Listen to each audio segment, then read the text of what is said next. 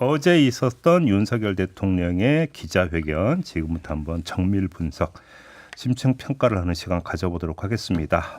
먼저 야당의 평가 들어보려고 이분을 스튜디오로 모셨는데요. 박성준 더불어민주당 원내 수석 부대표입니다. 어서 오세요. 네, 안녕하세요. 반갑습니다. 네. 늦었지만 재선도 축하드리고 원내 수석 되신 것도 축하드리겠습니다. 네, 할 일이 많네요. 앞으로 엄청 바빠지실 것 같은데. 지금도 바빠지기 시작했고요. 그러니까요. 일이 많습니다. 알겠습니다. 아무튼 어제 기자회견 좀 총평을 좀 해주신다면. 저는 이제 방송을 오래 해서 그런지 일단 대통령이 서 있는 모습이라고 할까요? 화면에 제일 먼저 비춰진 모습. 우리가 보통 바스트샷이라고 하거든요. 딱 했는데 좀 어둡다는 생각이 좀 들었고요. 어둡다. 네, 어두운 느낌이었고 그 자신감이 좀 보여지지 않았고 그러면서 좀 많이 굳어 있다라는 생각이 들어서 그래서 이제 전체적인 내용을 또 봤더니 중요한 건 총선에 대한 민의를 받고 변화에 대한 것을 수용하겠다라는 걸 비춰줘야 되는 건데 그 표정 그대로 그냥 굳어 있고 변화 의지 않겠다라고 하는 것이 있어서 앞으로 이 국정이 좀 심히 우려되는 모습이었습니다. 저도 이제 끝나고 나서 좀 답답한 느낌이었습니다. 그 우리 수석께서 꼭 여쭤보고 싶었던 게 하나 있었는데 그 영수회담에 배석하셨었잖아요. 네, 배석했습니다. 네. 그때 이제 윤석열 대통령이 이야기했던 어떤 그 자세나 내용과 어제 기자회견을 비교를 하면 거의 똑같았습니까? 어땠습니까? 그 영수회담을 할 때는 좀 더 여유롭고요. 또 웃음도 있으셨고 또 자유로운 분위기에서 말씀을 하셨지만 현안에 대한 어떤 현안에 대한 것은 똑같은 입장이라고 똑같았어요? 예, 똑같다고 볼 수 있고 과거에 이제 윤석열 대통령이 도어 스태핑이라든가 대국민 담화라든가 이런 기자회견을 하고 나면은 제가 그대로 보면 변화하지 않겠다라는 거, 지금에 있는 자기 정치 스타일을 유지하겠다라는 게 보이지 않습니까? 그리고 나서 담화문이 됐던 기자회견이 끝나고 나면 국민들이 볼 때 눈높이 또 변화하지 않고 기대에 부응하지 않겠구나라고 하는 것을 확인하는 자리였지 않습니까? 어제도 그런 확인하는 자리였다고 봅니다. 그러면 이제 총선 이후에 이제 굵직한 어떤 계기가 세 가지가 있었다고 보는데 하나는 국무회의 발언이 있었고, 그렇죠. 그다음에 영수회담이 있었고 어제 기자회견이 있었단 말이에요. 그러면 이 세 개의 계기를 관통하는 핵심적 어떤 상황 인식은 거의 똑같았다. 네, 그렇게 봅니다. 그러니까 정치라고 하는 것은 현재에 대한 상황 인식을 통해 진단을 하고요. 그 다음에 대안을 마련하고 대책을 마련하는 거 아니겠습니까? 네네. 그러다 보니까 지난 국무회의가 끝나고 비판의 칼날이 상당히 셌었지 않았습니까? 그리고 영수회담 마찬가지고요. 이번 기자회견도 그렇지만 다시 한번 대통령이 과연 이 국정 기조를 그대로 유지할 건가. 한마디로 얘기하면 저는 어제 딱 보면서 검찰 정치를 계속 이어가겠다라고 하는 의지를 보였다. 이렇게 읽혀졌습니다. 검찰 정치? 예. 어떤 면에서 그 점을 강조하시는 예를 들어서 이제 최상병 특검이라든가 예. 또 김건희 여사에 대한 관련된 부분이라든가 그러면서 이제 검찰 얘기를 주로 많이 하시지 않았습니까? 이 법리적인 해서. 근데 저는 이런 얘기를 좀 꼭 드리고 싶거든요. 정치는 민심의 순리를 따라야 되는 거거든요. 순리를 가야 되는 건데 기자들의 질문에 답하는 대통령의 모습을 보면은 아직까지 법적인 해석을 통한 법리가로서의 모습을 갖단 말이죠. 사법적 관점만. 사법적 관점이라는 거. 제가 그런 말씀을 드리는 겁니다. 그렇다고 하면은 윤석열 대통령의 검사 시절과 대통령이 된 이유와 앞으로도 그렇다고 하면은 또는 이제 그 김주현 민정수석을 임명하는 모습이라든가 이런 것들을 볼 때는 여전히 앞으로 국정 기조는 검찰을 기반으로 한 정치를 이어가겠다 이렇게 읽혀졌습니다. 그런데 영산에서는 사과라는 표현이 등장한 거에 상당한 의미 부여를 하는 것 같은데. 사과라는 의미 부여 이전에 그럼 국민들이 그 전에 사과를 요구했고 대통령의 변화를 요구하지 않았습니까? 그러면 늦은 거 아닙니까? 오히려 늦은 거에 대한 사과를 더 진심 어리게 해야 되는 거죠. 이제 민심을 좀 어느 정도 조금 수용하겠다라는 건데 그것은 대통령이 그러면 약간 고개를 숙였지만 그 고개를 숙인 내용을 보면 진심이 있느냐. 국민들이 볼 때 그 진정성과 진심 아니겠습니까? 그렇지 못하다는 평인 것 같습니다. 아무튼 어제로서 이제 좀 더 명확해진 게 최상병 특검법을 수용할 가능성 거의 없다고 봐야 될 것 같고. 어제 거부를 시사하지 않았습니까? 그렇죠. 김건희 특검법도 거부를 시사한 거고요. 자, 그러면 하나 일단 최상병 특검법은 그럼 대통령이 거부권을 행사한다고 가정을 하고 다시 돌아와서 통과될 가능성은 어떻게 보십니까? 솔직히. 저는 통과될 우리가 이제 최종 목표는 사실은 이제 통과라고 볼 수가 있는데 그 과정이 있지 않습니까? 윤석열 대통령이 이 최상병 특검에 대해서 민심이 저는 이 법리적 해석을 떠나서 부모의 마음으로 이걸 봐야 되는 거 아니에요? 군대 간 아들이 목숨을 잃었어요. 네.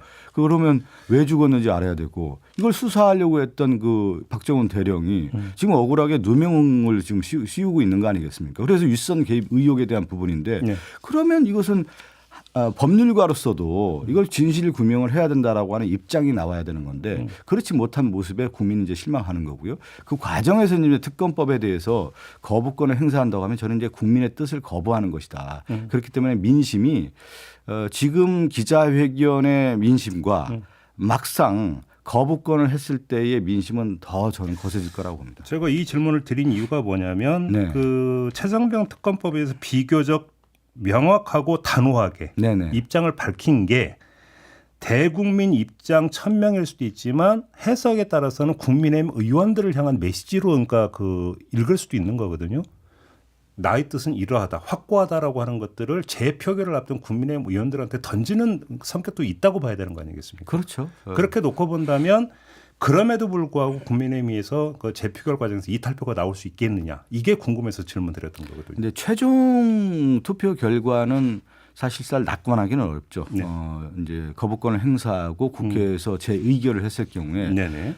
국회의원 출석 과반수 출석하고 출석위원회 3분의 1 통과한다라는 것은 네. 현실적으로 상당히 어려움에 있어요. 거기서 국민의힘의 이탈표가 최소 20표 가까이 나와야 되는 건데 17표라고 봐야 되는데 의석수를 이렇게 쭉 보면은 그래도 안정권이 한다면 20석 가까이 이탈표가 나와야 된다고 좀 볼 수가 있는 건데 그런 면에서는 국민의힘도 새로운 원내대표가 표 단속을 엄청 할 거고요. 네네. 지금 당장 5월에 임시국회를 열지 않겠다고 선언하고 있지 않습니까? 그건 뭐냐.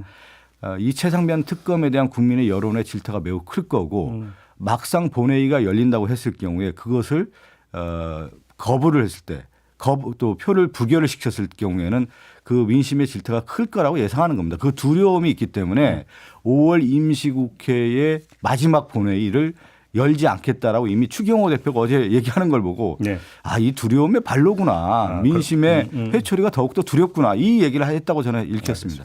22대 국회가 개원하면 그럼 이제 바로 김건희 특검법 다시 발의 들어가는 겁니까? 네, 바로 들어간다고 지금 원내대표도 얘기했고요. 민주당은 그 이전부터 이미 일관되게 거부권을 행사하고 이것이 통과되지 않는다고 하면은 네. 22대 국회와 더불어서 개원과 더불어서 바로 다시 최혜병 윗선개입 의혹과 관련된 특검을 발의하겠다 이렇게 말씀드리는 겁니다.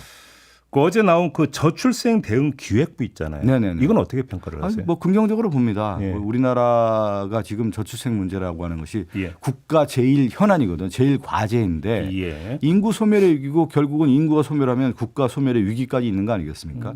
특단의 대책이 필요한데 그동안의 저출생과 관련된 수많은 정책과 예산이 투입되는데 효과가 없었단 말이에요. 네. 그렇다고 하면은 정부 부처를 관할하고 하는 통괄 부서가 필요하다는 의견이 있었고요. 그러면 이것은 예산 조정도 필요한 겁니다.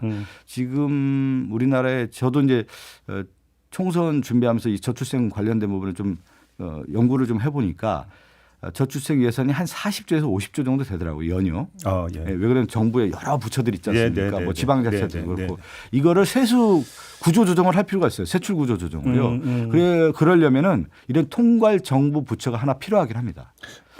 근데 정책적 측면이고, 네네. 그러니까 그 좀 정치적 측면으로 국한해서 질문드릴 게 하나 있는데 저출생 대응 기획부 신설을 위해서 정부 조직법을 이제 바꿔야 되잖아요. 그렇죠. 근데 이게 지금 폐지도 못하고 존치도 어정쩡한 여성가족부 문제의 출구가 될 수도 있지 않습니까? 네네. 이 문제는 그럼 어떻게 풀어야 된다고 생각하십니까? 그런데 그 여야가 봤을 때 최종 목표는 저출생 문제 아니겠습니까? 네네. 여기에 초점을 맞춰야지 지금 우리 김행커 의원님께서 얘기하신 것처럼 뭔가 하나를 위해서 다른 것으로 대안을 모색하고 그것을 통해서 새로운 어떤 정부 조직 개편을 만들어가는 하나의 계기로 이렇게 한다고 하면 국민들이 그걸 받아들일 수 있겠습니까? 그럼 잠깐만요. 그러면 그 수석님의 말씀은 지금 두 개가 그러니까 여성가족부도 존치돼야 된다 이런 입장이신가요? 아니 그거를 이제 지금 이제 저출생 대응 기획부라고 했으니까 그 부분에 대해서는 저는 이제 원론적으로 취지에 공감하지만 정책 필요성이 있고 그런데 조직 개편을 할 때 그것이 정부 조직이 어떤 취지에서 하겠다라는 건지 어떤 구체적인 내용이 나왔을 경우에는 그 부분을 좀 더 들여봐야 된다고 봅니다. 아직 이제 그 부분까지는 이제 검토가 안 된 거고요. 그렇죠. 알겠습니다. 그 다른 사안으로 좀 넘어가서 이제 그 이재명 대표 입원을 앞두고 네네. 윤석열 대통령이 이제 직접 전화를 걸어서 안부를 전했다는 보도가 있었습니다. 네네. 근데 이게 지금 영수회담 뒤에 나타났던 그러면서 지속적으로 앞으로 이제 두 분 간의 어떤 그 소통의 그러니까 시작 이렇게 혹시 의미 해석을 해도 되는 걸까요? 그 대통령께서 이제 전화를 주셨다라는 것은 매우 긍정적인 거고요. 또 대통령이 변화하겠다라는 일말의 어떤 모습도 분명히 있는 거거든요. 그동안에 이제 그 정치가 실종된 가장 근본적인 이유는 대통령실이 권력을 장악하면서 네. 여당을 거수게 하고 사실 협치라고 하는 것은 여당의 독자성과 자율성이 있는 가운데 여야 협치가 이루어지는 건데 그동안 협치가 안 됐던 근본적인 이유는 대통령이 여당을 거수게 하고 특히 야당의 대표를 인정하지 않고 야당을 배제하는 정치가 됐단 말이죠. 그렇기 때문에 이제 정치 복원이라고 하는 것은 기본적으로 여당의 독자성을 인정하고 야당 대표와 파트너십이라고 하는 부분을 인정해야 되는 건데 그 부분은 어느 정도 물꼬가 터졌다 이렇게 뭐 읽혀도 되지 않을까 싶습니다. 어제 비공개 원내 대책회의가 있었고 여기서 6월 국회에서 민생회복 긴급조치와 관련한 법안들 네네. 그리고 국정기조 전환을 이끌어낼 수 있는 법안을 우선 처리한다는 입장을 확인했다. 이런 보도가 있는데 맞죠? 비공개회에서 그 얘기를 한 거죠 저희가. 그러면 원내대표. 여기서 네. 이제 민생회복 긴급조치와 관련 법안들은 저번에 박찬대 원내대표가 저희와 인터뷰에서 이야기했던 25만 원 지급 그렇죠. 관련 민생회복 지원금이라고 하는 부분인 거죠. 요걸로 이해가 되는데 네. 국정기조 전환을 이끌어낼 수 있는 법안은 뭔가요? 이거 가장 큰 문제는 국정기조 중에 하나가 뭐냐면 국기문란과 관련된 부분이 있는 거 아니에요. 이거 자체가 역시 최상병 관련된 부분이고 야. 국민들이 바라볼 때 특히 대통령의 친인척과 관련된 부분에 있어서 그동안에 역대 정부가 거부권을 행사했던 적이 있습니까? 그것이 저는 국정기조 전환하는 가장 근본적 계기고 대통령의 변화하는 모습 아니겠습니까? 그 얘기를 했다고 볼 수가 있습니다. 그렇게 이해를 핵심이라고 볼 수 있겠죠. 알겠습니다.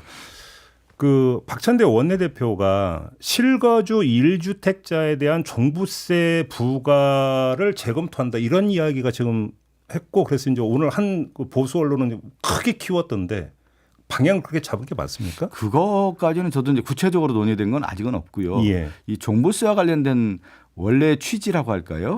그 부분에 대한 원래 취지라고 하는 것이 초고가 주택, 초호화 주택 한 1%를 대상으로 부과하는 거였는데 서울에 있는 아파트 가격이 워낙 올라가다 보니까 종부세 대상 기준이 상당히 많았어요.